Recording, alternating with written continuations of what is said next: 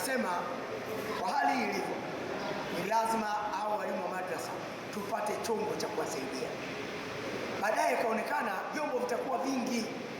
75% ya maimamu ni walimu wa madrasa, 80% ya walimu wa madrasa ni maimamu.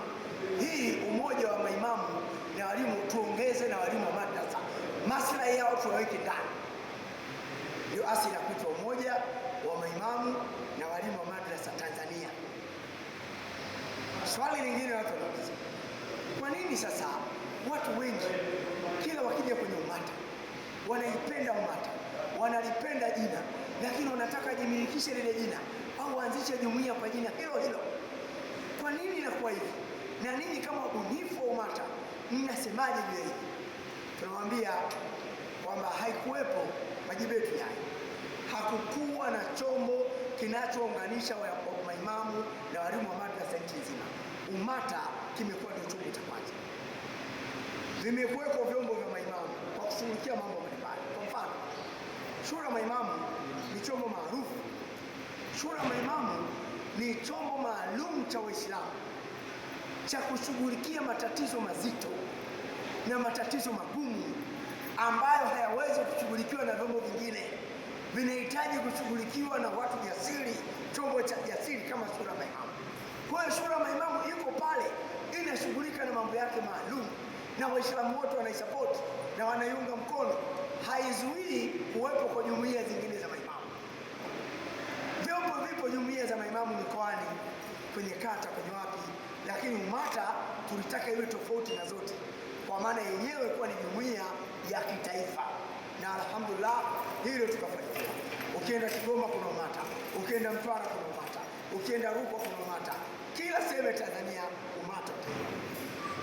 Sasa matunda ya umata yamekuwa ni mazuri, kila mmoja ameishia kulipenda jina, na sisi tunasema ni jambo zuri. We are proud of that. Tunawaunga mkono, tunawasapoti. Hata kama mwanzoni wakati tunaanzisha tuliwaambia zinaweza zikatokea jumuiya za maimamu zaidi ya 200, na zote tunazihitaji kwa sababu hii kazi ni kubwa. Umata pekee yake haitatosha, zile jumuiya nyingi hata 200 za kusaidia maimamu. Sisi kama wakufunzi, wataalamu wa organization development, wataalamu wa ujenzi na uendelezaji wa taasisi na jumuiya za Waislamu, tutazisapoti tu. Sasa watu ambao wanalipenda jina la umata, tukasema sisi hatuna tatizo nao, waendelee kulitumia, na wakitaka waendelee na usajili, lakini sisi haitushughulishi, kwa sababu tunajua namna gani kutofautisha majina ya taasisi.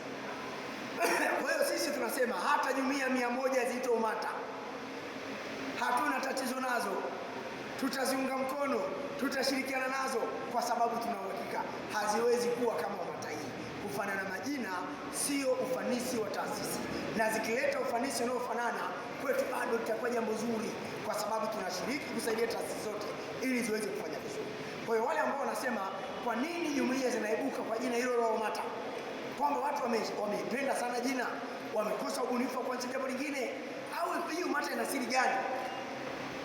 Ni kweli umata inapendwa na kila mtu katika nchi yetu, na hii ndio jumuiya pekee ambayo imeweza kufanya kongamano na kumwalika Mheshimiwa Rais, na akakubali pasina viongozi wengine waandamizi. Tukawa na rais na umata, haijatokea katika nchi yetu. Na akasema Mheshimiwa Rais kwamba kwa hili umata ambalo mmelifanya, mmenifanyia jambo kubwa sana, hata mgenunulia mkufu wa dhahabu ukatoka chini mpaka juu usingefanana na hichi ambacho mmekifanya, kuniandalia na kunialika kwenye kongamano la amani na uzalendo kuelekea uchaguzi mkuu, na kauli mbiu yenu ya amani yetu kwa mustakabali wetu. Hili jambo ni zuri sana, na mimi mmenialika, na mimi nitawaalika hapa kwenye ile neno, nitawaalika kwenye maneno haya ya rais.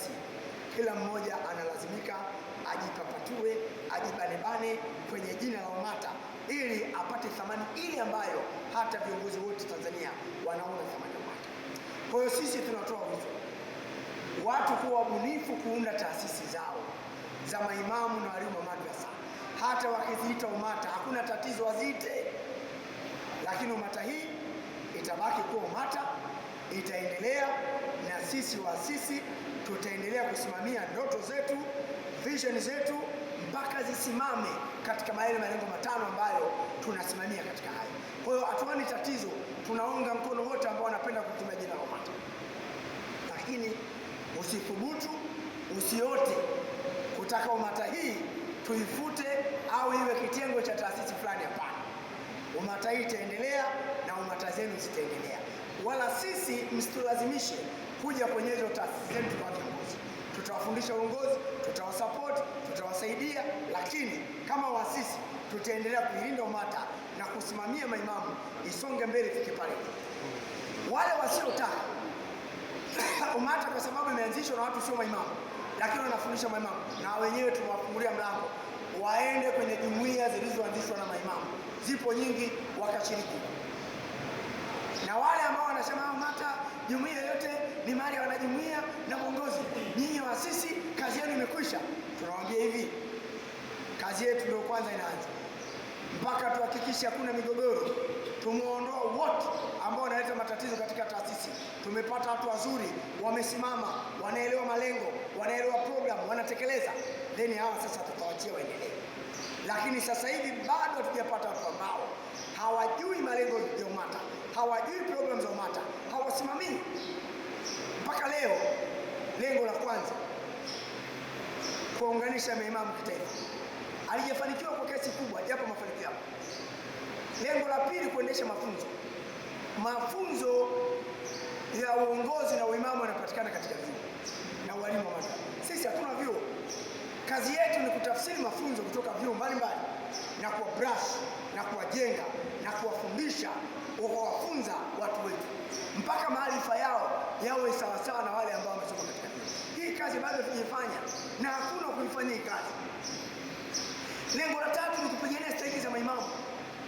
Imamu anatakiwa apewe bima ya afya. Kwanza anatakiwa apewe mkataba, mshahara wake uonyeshwe, hata kama ni fisabilillah iandikwe kwenye mkataba, hata kama ni posho iandikwe kwenye mkataba.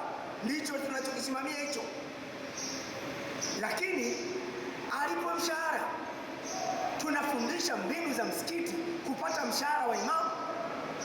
Sisi pia alhamdulillah tumesoma vizuri masuala ya resource mobilization katika kila jambo, iwe ni katika taasisi, iwe ni katika msikiti. Tuna namna nzuri ya kuweza kuraise fund, kuraise mambo ambayo yatasaidia taasisi iende, yatasaidia maimamu. Haiwezekani msikiti unasoma watu 1000 lakini imamu alipo mshahara. Msikiti unalaza magari, una maji unauza msikiti una maframe, una nyumba za kupangisha, una nyumba za wakfu, lakini bado imamu alipo mshahara, mwalimu wa madrasa alipo mshahara. Hapo tatizo sio kukosekana fedha. Tunaona sio kwa Waislamu na kajumba kwa ibada, wana kiongozi wao hana hata muda mrefu, kaja pale wanaishi naye hawafiki hata 20, lakini wanaweza kuwa na gari ikajaza mafuta kila siku, akawa na nyumba nzuri, watoto wake wanasoma pazuri. Tunashindwa vipi misikiti yetu ambayo watu wanajaa top? Kwa mfano leo tumeswali hivi, ungetegemea siku ya leo misikiti ilipe mishahara ya madeni ya walimu wa madrasa na maimamu kote huko nyuma ambako walishindwa kulipa, lakini wamepata sadaka nyingi kuliko siku zote. Nenda kamuulize imamu kama amepata kanzu. Sasa sisi kazi yetu ni kuhakikisha kwamba kupitia UMATA haya mambo tunayabadilisha kupitia mafunzo. Ndio maana tupo karibu na wataalamu wa masuala ya fedha. Imamu apewe bima ya afya. Imamu na mwalimu wa madrasa wanajitolea. Ugonjwa na shida uangalie mtu anayejitolea. Hatuwezi kuwapa uhakika ila chakula, lakini waumini tushirikiane kwamba huyu imamu siku akiugua na familia yake anakwenda kutibiwa hospitali nzuri pasina kusimama kwenye mimba ya kuchangisha mchango wa imamu. Haya ni mambo ambayo yanawezekana na tunaamini katika hali kama hiyo. Kwa misingi hiyo sasa, lengo lingine ni kuhakikisha kwamba ukiacha kupata bima ya afya, maimamu tuhakikishe kwamba wanapata makazi. Haipendezi imamu anakaa nyumba ya kupanga na vijana na wadada wasiooa, wakati Waislamu katika misikiti yao wana uwezo Ijumaa 1, 2, 3 wakapata hela nzuri ya kulipa kodi ya nyumba ya kujitegemea imamu. Jamani, kwani inawezekana haya? Yanawezekana, lakini utakao kuwepo chombo cha kusaidia haya kuhakikisha yanawezekana. Kuna ubaya kuhakikisha kwamba imamu anakaa katika nyumba nzuri? Kumheshimisha imamu ndio kuheshimisha Uislamu. Imamu unapokaa katika nyumba dhalili, unadhalilika Uislamu. Hata nyie mnaokaa kwenye magorofa, mnakaa kwenye mabangalo, mnaonekana hamna maana, midamu ni Uislamu. Mwalimu wa madrasa anaishi maisha dhalili kuliko mwalimu wa shule ya msingi. Tunashindwa kumlipa mshahara, tunashindwa kumkodishia nyumba. Kazi ya UMATA imeanzishwa ili kuhakikisha haya tunasaidia, lakini lengo katika hilo pia, lengo la tatu, kuhakikisha kwamba imamu anapata likizo, amemaliza Ramadhani, anaswalisha tarawih, anaswalisha qiyamul layl, anaongoza darasa, anaswalisha mpaka sijui kitu gani. Kwa nini baada ya Ramadhani imamu asiende likizo akapewa na mafao yake likizo? Leo imamu akisema akasalimie tu kwao au kwenda msibani, akirudi huko imamu kaweko mwingine na yeye kazi inakuwa. Inawafanya viongozi wetu wakose utulivu, hichi kwa wasiwasi. Sasa hili haliwezi kuwa ni jambo endelevu.